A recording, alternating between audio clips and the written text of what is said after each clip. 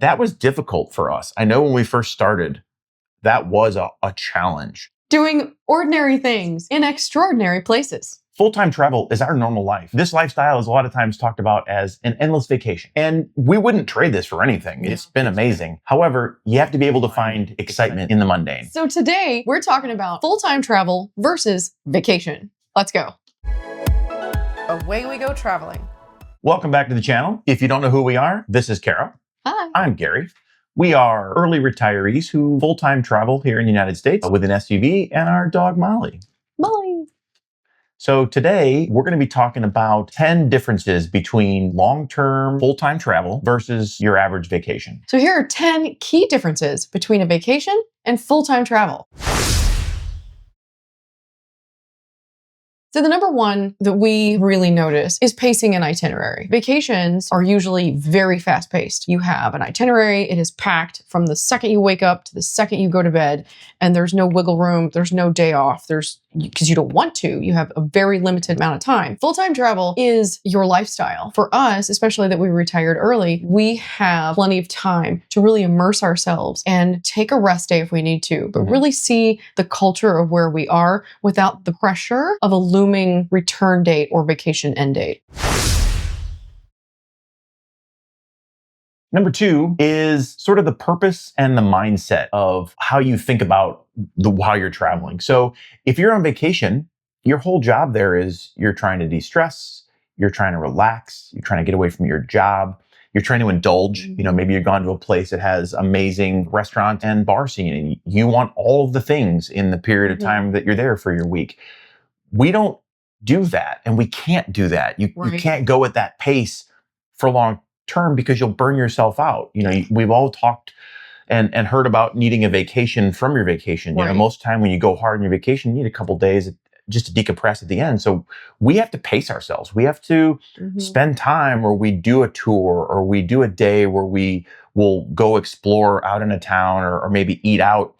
But then it might be a few days. It might be 2 or 3 days where we just sit in the house and we'll eat in and we work out and we get our chores done, we get the laundry done. Yeah, normal life. And then we get back to it and allow this pace of life to match much more with how we lived before, but we're just doing it in a new and cool place. Right. And the time that we're here, we have the ability to sort of culturally immerse ourselves in these locations. You know, if we were on vacation here, we probably wouldn't have our dog, and we probably wouldn't be walking the neighborhood on a daily basis. I mean, we've met neighbors, we've met people, we know some of their dogs, we know the patterns of the neighborhood because we've been here, we've sort of immersed ourselves in that culture. You don't do that on vacation. It's a big mindset shift. So another really big difference between vacation and long-term travel is the budget and finances. Vacation spending is usually characterized by splurging, maybe a nice hotel, or some kind of an all-inclusive resort, a cruise, expensive meals, souvenirs. So for full-time travel, we really have to stick to a budget because that makes long-term travel sustainable.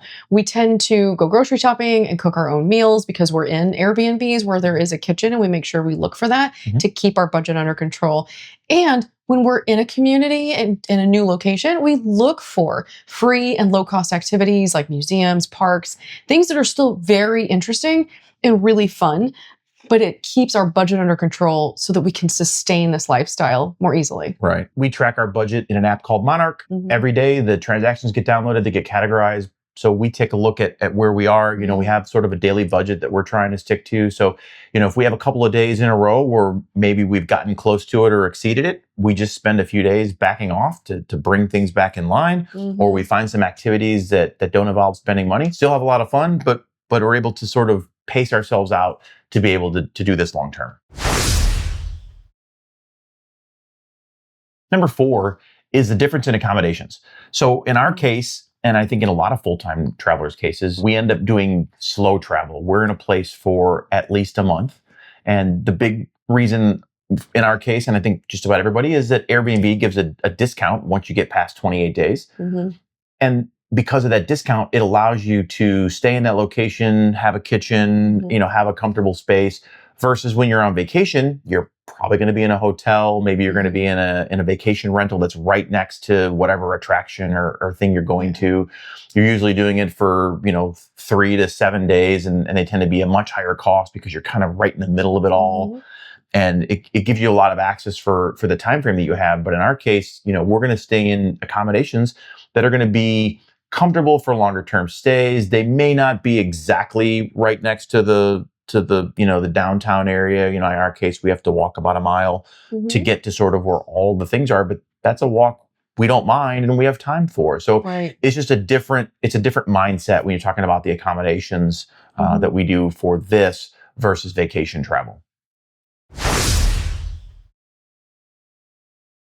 So our next difference between full-time travel and vacation is really dealing with real life. And we covered this a little bit a couple sections ago, but a vacation is a complete separation from real life. It is on purpose. You completely avoid all the real life responsibilities because that's what you want to do. But full-time travel incorporates all of the real life into the journey. So we still have things like laundry and grocery shopping and vehicle maintenance, which watch our previous videos, literally started out this whole thing with vehicle maintenance. Vehicle maintenance, right? So there is a difference there. Instead of avoiding reality, we embrace it as part of the journey. Exactly. Next up is a work-life balance. Now, in our case, we're not having to worry about that. We retired early, other than our little hobby channel of this YouTube thing here. But a lot of full-time travelers are digital nomads. They've decided that they want to do their jobs somewhere else, and they can. They've got their laptops. They can work from any Airbnb worldwide. They can work from any location. So they still have all those same responsibilities that you would have with a day-to-day job, but they're doing it in a new location. So they've got to do that balance of not only having to worry about the same things we worry about in full-time travel, finding new locations, finding reliable Wi-Fi, but they've also got to make sure that they're getting enough time for themselves or getting time off to do things. So certainly not a vacation in that case. They're going to put in their time, they're going to put their hours in before they're able to go out and do any kind of exploring. So number 7 on our list of the big differences between vacation and full-time travel is a thing you could call the honeymoon phase. So while vacation can feel like an endless highlight reel,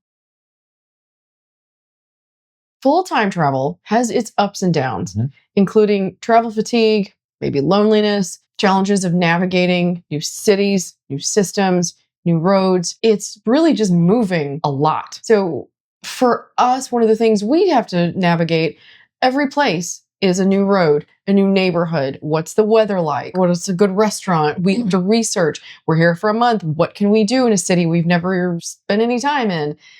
What have you seen on some of these challenges? I mean, we have a lot of logistical challenges, and we're in a constant state of what are we doing today? What are we doing tomorrow? And then, oh, by the way, we're moving in 2 weeks to a new location that we've also never been to. What are we going to do there? So we have to do a little bit of pre-planning. Now, Kara reaches out to social media and says, hey, we're going to this place. Has anybody ever been there? Can you help us out? And we'll start with that. And then she figured out the great use of AI to do some planning for us. But we're always in a logistical state of doing things. So, with vacation, you typically do all that planning in advance. You know where your hotel is going to be. You know what tours you're going to be on. You know where you're eating on day 1, where we're having dinner on day 2. We're going to go to this tour on day 3. All that's done for you. It's just executing that plan once you get there. We're sort of inventing the plan as we go. We're flying the airplane as we build it. We certainly are.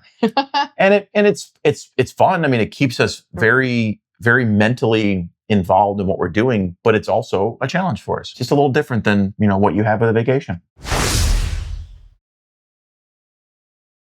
All right, number 8 is the depth of cultural immersion that we can get in a community. We previously lived in Orlando. I'm fairly certain if you vacation to Orlando, you're not going to spend a whole lot of time in the downtown Orlando History Museum. It's probably not going to be high on your list. If you're on vacation, you're not really going to figure out the best places that locals are going to eat 30 miles north of Disney. It's just not going to be something you're going to do. You're there for Universal, you're there for Disney, you're there for SeaWorld. You're not going to see all of the things that are part of that city. So in our case, because we are here so long, we can hit all of the heavy tourist spots over a period of time. We're not going to do them all in 1 week.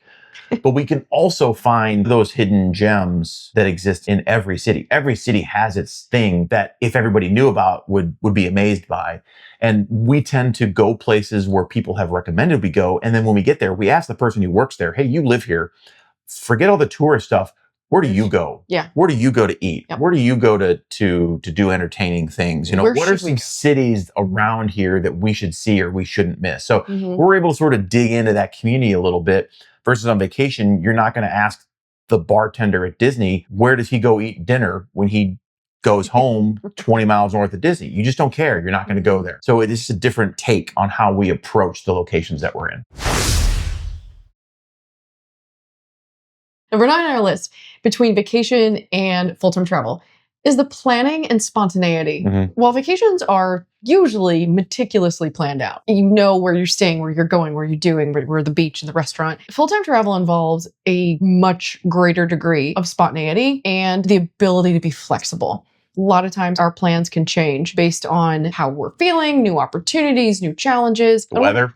The weather, yeah. It rains on us where we have a plan to go do something today and it rains. Well, guess what? We're just moving that off the calendar. Yeah. So in one of our previous videos, I did a lot of planning for where we are right now, Grand Rapids, Michigan. Neither of us had ever even been to the state at all, let alone the city. So I used a lot of my friends' recommendations from social media and then did a whole lot of AI research and made some plans, which put that on our calendar. So we look at the calendar every day, but as Gary mentioned, maybe the weather's not so great today and a plan for an outdoor market is just not going to happen. Or I'm just not feeling going out to eat tonight. Let's eat at home. So we have that spontaneity. We have that flexibility, semper gumby, to always kind of shuffle things around. Yep. Vacations, if you have a 3-day vacation and it storms, you're out in the rain. You're still doing it out in the rain. Yeah. Or if you decide that, you know, if you've got a dinner plans for 7 tonight, but it's 5 o'clock and you're starving, well, you either going to follow on with your dinner plans or you're going to miss that location. So we don't have to worry about that. We can just kind of move things around. Yep. Much more flexible. Yep. Last and certainly not least, so vacations end. You start a vacation, you know at the end of whatever time it is that you're going to be leaving that you're going to go back home. You're going to go from the world that you curated for yourself and you're going to drive home, you're going to fly home, you're going to step back into your regular life. That doesn't happen here. Yeah. This is our regular life. Right. Home is wherever we are. We are currently home. As Kara said at the beginning, we're doing ordinary things in extraordinary places. Yes. We don't have to worry about the end date of this adventure. We decide when the end date is. Yeah. And for us, we just plan it out. And if it doesn't work out today, it'll work out tomorrow. And if it doesn't work out tomorrow, it'll work out next week. We don't really have to worry about getting back to our home base. We just don't have one. Right. Home is wherever we pick up our stuff and set it down for that month. So very different mindset shift. And that was difficult for us. I know when we first started, that was a challenge, knowing that when we pulled up for the first time and sort of put our things that were in the car into the Airbnb, that we were going to be there for a long time and really didn't have an end date that was in the foreseeable future. I mean, we knew when the end date was, but it was months out. And that's a different mindset than going somewhere new and knowing you're going to be home in 7 days. So very different mindset shift, but it also shines a huge light on a big difference between the vacation and the full-time travel. Yeah, very much.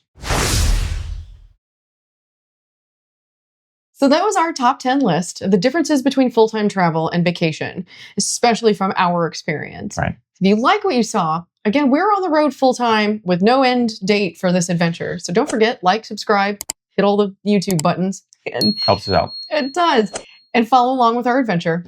As what we said earlier, we're doing ordinary things, but in extraordinary places.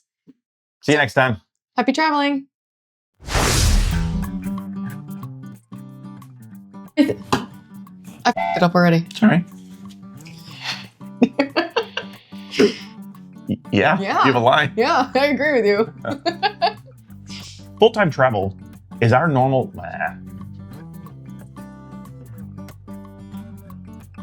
Number 9 on our list. Number 9. Number 9.